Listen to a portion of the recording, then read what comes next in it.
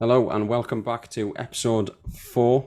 I don't know why I'm putting four fingers up. If you listen to this, you can't see my fingers, but we're on episode 4 of the Personal Trainer Portal podcast. We're going to be talking about today neglecting your own fitness and training.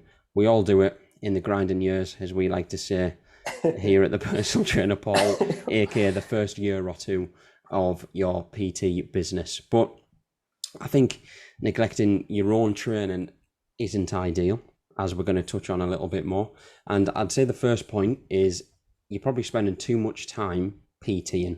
So you're spending too much time with your clients, which means you've got no time to train yourself. So I don't know if you want to elaborate on this one, Pete. Yeah, so I was definitely guilty of this massively because like that first, like we've touched upon it, the grinding years, that that probably crept into the first few years for me, and I definitely didn't get my act together for a while on that. And I think I started with a good intention on my own fitness, but like the busier I got, when I started hitting 40 plus clients a week, the last thing I wanted to do was train in the gym because it was the same gym as our PT then. So you've just literally, you're in that environment all day, every day. You feel like even if you've got an hour spare, you just want to go and chill and get your mind out of the gym. And then if you did train, quite often people would neglect or not even think about the fact that you're training and that you're not there to maybe help them. And they would just see you as a PT and just say, "Oh, mate, could you just show me this?" And then before you know it, you've shown them something for 5-10 minutes and it's cut into your session and you were maybe quite low in motivation. You just think, "Oh, sod this," and sack it off. I think the amount of times, I still get it to this day, after 6 years of PTing. And just to quickly remind you, Pete, it was Thursday was our PT anniversary, 15th of July. Really? Yeah. Well, why didn't you say? I mean, I would have remembered it sent actually. flowers. I know, it was 6 years was our first, when we first officially, obviously we were doing bits before, but like officially when the gym in Gosforth opened was 15th of July 2015. I mean, I feel we should have marked that. I I know know, I feel obviously like we these should have. COVID times have I sort know of it's hard to have a curtailed beer, that. isn't it, when I'm here in Newcastle and you're in Tenerife, but I mean, virtual beers, that virtual works. beers. But anyway, getting back to it, spending too much time PTing. I think like I said, I'm still guilty to this day, but in the early years when you're really trying to build your business, you're trying to pick up the clients. I think setting aside 2 hours. I remember I used to always just set aside 1 hour. So say if I had client 10 till 12, and then I had another client wanted to be booked in for the afternoon, I'd put them in for one.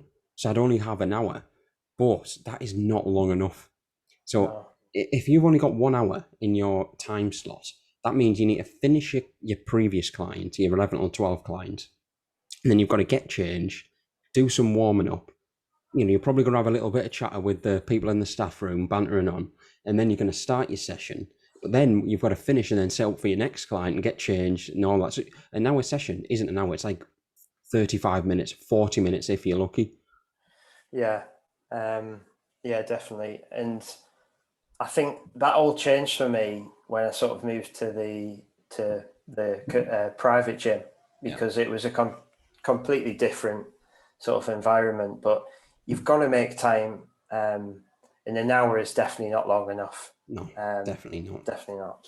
And I think coming on to the practicing what you preach, because we'll always tell our clients, I know for a fact you listen to this, Will, as well, you'll say to your clients, I want you to train 4 times a week, and you'll run through their diary. They might have a 9 to 5 job, and then you'll pick apart times they can train outside of PT sessions as well, or even just setting aside times for PT sessions.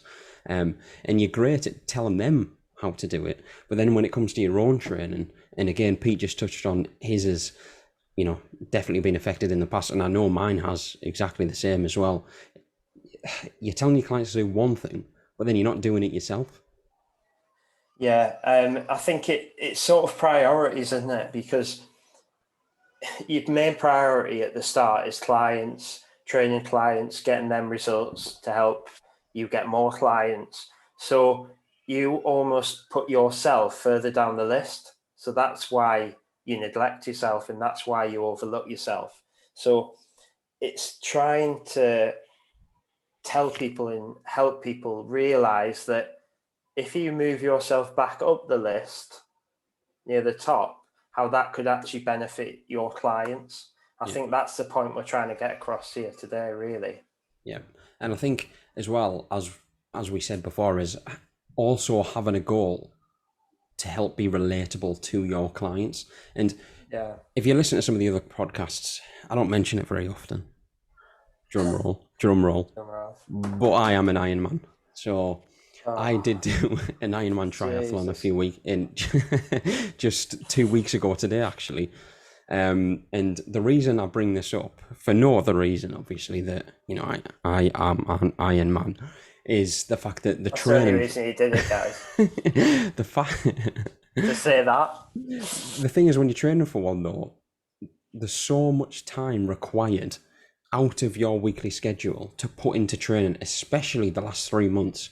Like, it's crazy. If you don't have good time management and you don't have a goal, then you're probably not going to follow through with it. So when I first started the training program in beginning of the year, so yeah, January, February, March, you know, I told my client, they all knew I was going to be doing it, and they almost followed along. You know, oh, I told them. You best believe I told them. Or more than, you know, I'll probably told them more than once. I'm just gonna say that. And I think them coming along with the journey with me, every session they'd be asking about it, and, you know, I'd be telling them, also being transparent, saying that some sessions were really hard and that I couldn't be bothered to do them sometimes, that I really wanted to just, you know, not do the cold run at 6 a.m. in February when it's -2 outside, but just telling them that I did do it. And, you know, you always get that, oh, how would you make yourself do that? And it's like, being relatable to them and telling them that you struggle as well with motivation, because I think sometimes we put ourselves, and our clients put us, on a pedestal.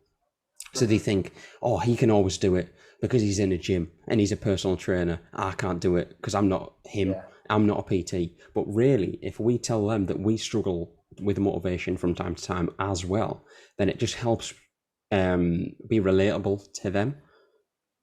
Yeah, definitely. I think from my experience, clients almost think you're almost like weird and a different breed, and that you were just born with more motivation, or you don't have the same worries or problems or obstacles as they do, or, you know, when you get low in motivation, whatever it is, you know, or tired, we all suffer from it. It's just how we've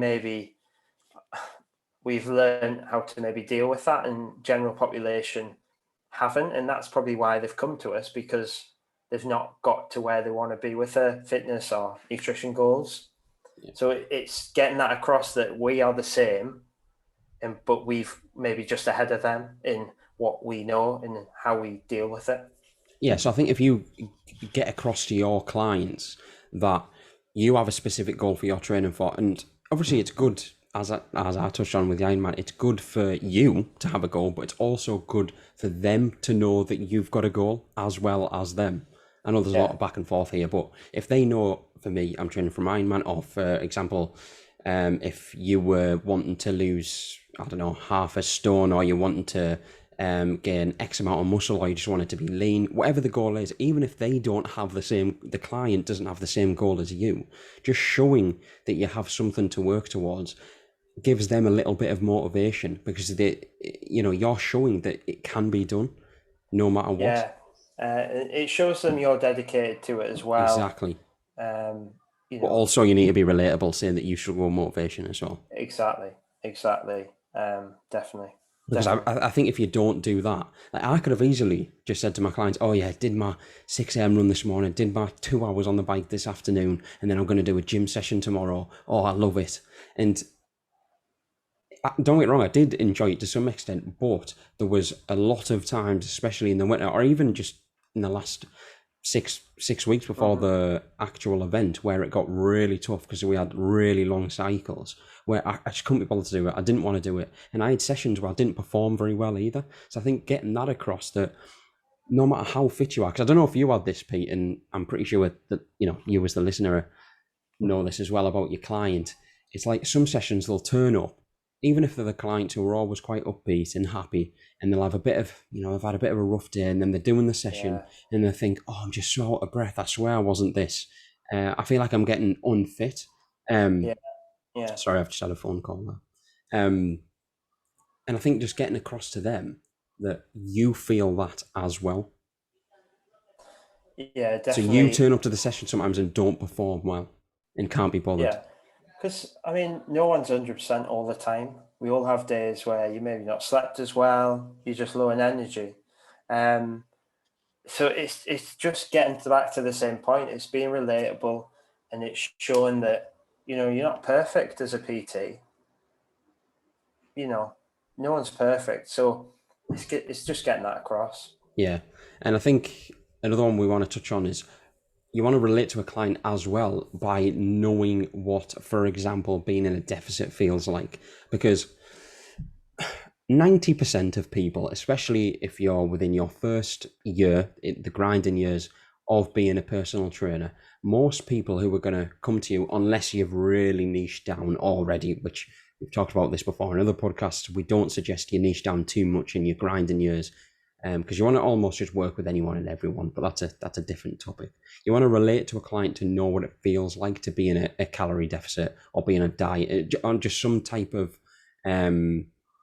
goal where you're losing fat and you're being restricted on your calories, because that's the hard. It's easy for us to tell them what to do, but if you've never been on a long stint of being in a deficit, then you're never going to truly know how they feel. Yeah, because I mean, dieting, the further you get into a diet, that's when it really hits home, because it becomes more of a struggle. When you have those days where you're not feeling 100%, it's even harder. And if you haven't done it, it's hard for you to turn around and say to your client, just get it done. If you can say to them, look, I know what you're going through, or what you've been through. I found a similar experience when I was maybe 4 or 5 weeks into a diet or further into a diet. This is what I did. I found this helped me. I found this didn't help me. Whatever it is, then they think, right, well, this worked for Pete, or this worked for Lewis. This didn't work for them. I could maybe try that. And it just gives them some guidance and help. I think, let's be honest, whenever if you've been in a deficit for anything over like 8 weeks, it does start to get quite difficult. I don't care who you are. The cravings will come in, you'll get a little bit hungry, you'll feel a little bit low on energy. Obviously, if you haven't gone on a ridiculously aggressive deficit. Yeah. But if you haven't done that, it's hard to relate to the client. So I think just when your when your client is feeling a little bit sorry for themselves, they're struggling a little bit within the session or with the nutrition, they've turned up the session and said, oh, I haven't lost a pound or two, I'm the same weight, and I feel like I'm struggling with cravings. You can just almost say to them, look, I've been through it as well, or you might be going through it right now, and just almost get across to them that you're not someone who can just do it easily. It's hard for you as well. And almost just see if there are things you can change with them. Yeah, I think the more practical knowledge and experience you have of a dieting situation, the better, because you can read a textbook about it, but unless you're doing it and have done it, daft things like having jelly, like that can be really good, because you can have a lot of jelly, low-cal jelly. 30, yeah. And it fills you up, and that can be just enough to get you out of a hole when you're feeling really bad. You're in a tough deficit, a big deficit, and you just need some food in you. Now, if you can tell someone, maybe, look, just make yourself some jelly, have that, and that saves them from going out and having a takeaway or a bit of cake or whatever it is, and blowing the sort of deficit in the diet, that is going to be so much better. for your client and in your results. Yeah. And I think getting back to the main topic of the podcast of neglecting your own fitness, it all ties in with not just your training, but your nutrition as well. So, like, we spoke about this on what podcast was it? It was either What Not to Do with the PTs. That was episode 2. So that was a few weeks ago now on the podcast. We talk about classic scenarios of personal trainers doing things that you shouldn't do. And touching on that, neglecting your own fitness and nutrition. If you're shown to come in the gym with, quote unquote, I hate using the phrase bad food, but sort of crisps, chocolate, sweets, Coke and stuff like that. And because you're, too busy focusing on your client sessions, but you're not looking after your own nutrition, your clients are going to notice that and it's not going to look good.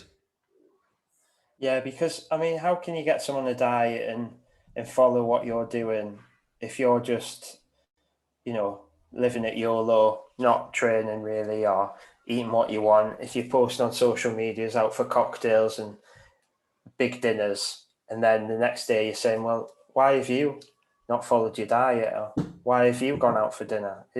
You've got to have that buy-in from them. Yes, I think you've got to.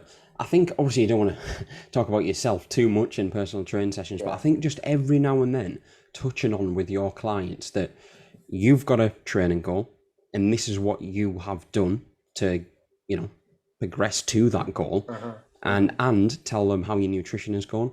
So again, you don't need to ramble on about it, but just say, look, I struggled on the weekend too, but this is what I did to counteract that, and this is how I'm still on track. So just to jump in there, Lewis, like one of my clients at the minute, they basically, I'm trying to get them to track and obviously weigh out their food, even if it's a short-term method. But the funny, obviously, they find the idea of tracking food and weighing food as, like a lot of clients do when you first sort of mention it to them, if they're not familiar, is, oh, what a chore. Like, that'll take me ages. Can't bother with that. What a hassle. And it's sort of, I got across the point, that I do that even now. I don't maybe religiously track on MyFitnessPal, but I know how much chicken breast I need to get my per meal hit of protein. Yeah. So I got that point, I was trying to get that point across, and then I was training them the other day and they sort of said, I was actually talking to my partner. I was like, all right. And I actually said to my partner, I said, do you know Pete that trains me? Yeah. He actually weighs his chicken every day. And the best bit was, I think they actually think I'm a psychopath because I weigh my chicken daily, but it was, the point was that she actually went, like, I've seen how consistent you are, like whether it's weighing chicken or me putting a gym selfie on when I've trained, like seeing you consistently doing it has made her think, well, if Pete can do it, then surely I can. Yeah. So it's just that relatability. Yeah, I agree. And I think just going back to what I was saying, it's just every now and then, just throw in on your sessions how your experience has been or is currently going, and throw in the parts where you found it hard as well, because that's going to, be a lot more relatable to them. Not just the good parts, it's the bad parts. Exactly. Yeah, and I think that massively helps. But getting back on to the broad topic, just to summarize, neglecting your own fitness. We've all done it. When you're first starting out, make sure you set aside 2 hours within your day to train. So your training doesn't go off on track. You want to make sure that you're staying on top of your game with your training. You're going to feel a lot better. I don't need to tell you the benefits of training. You know yourself, being a personal trainer. But your nutrition as well, and just making sure that every now and then you're telling your clients how your journey's going, so you're relatable. Is there anything more you want to say about that? No, I think you've covered that. The only topic I am going to bring up is that I've actually set up a helpline. So if anyone has been affected by Lewis mentioning he has been on Iron Man, I've actually got a few of your clients that have jumped on the helpline already. People are definitely guys, getting sick of me and Jimmy talking about it in the gym. So if anyone is listening to these podcasts and feel like they're struggling, I'll be putting a link up for a helpline where you can chat and just discuss, how you're feeling about Lewis. Constantly telling you. I feel like, he was an Iron Man. When, people, the stereotype of CrossFitters or vegans, and I'm sorry, I'm not going to offend you if you're listening to this and you're a CrossFitter or a vegan. I don't care. But there's the stereotype that if you're a CrossFitter or a vegan, you can't go like a few hours without telling someone. It's sort of like the same thing being an Iron Man. Is it? So what were you saying? You want me to talk about the Iron Man? No, please. I'm going to ring this helpline now, and I'm the founder. But yeah, like I just can't believe how much you mention it.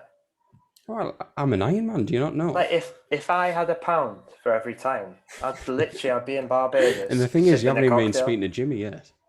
Oh, don't. I don't think I could work with you guys still. It'd just be like Iron Man this, Iron Man that. And that's why I think some of the other lads, in like Sean and that, were getting a little bit ticked off. Because the thing is, the clients ask us about it all the time, so we end up just talking about it loads. So yeah, it's not our fault, in other words, it's the clients. Yeah. Anyway, so, to summarise I'll put the number in anyway. To summarise that, we've also just been talking about exactly who we're wanting to help in the personal trainer portal community. So if you're listening to this and you are a beginner gym floor personal trainer who wants to understand key topics which weren't taught at your PT school, then I suggest for now you go over to our Instagram where we're going to, sort of summarize these topics, what we're going to have on the podcast, and include a lot of other things. And in the future, we are going to have a few other options like a PT roadmap and potentially down the line, maybe some type of course or something like that. But for now, go follow us on Instagram. Is there anything you want to add, Pete? Yeah, I just want to say we're basically just trying to take that stress and anxiety away for new PTs. Maybe you're just starting out, you're in your first year. We just want to make it as easy as possible and take that stress away and get you busy. That is really what it's about. Yeah. Reduce the stress and anxiety and navigate your way to a full diary. Thank you. See you on the next episode.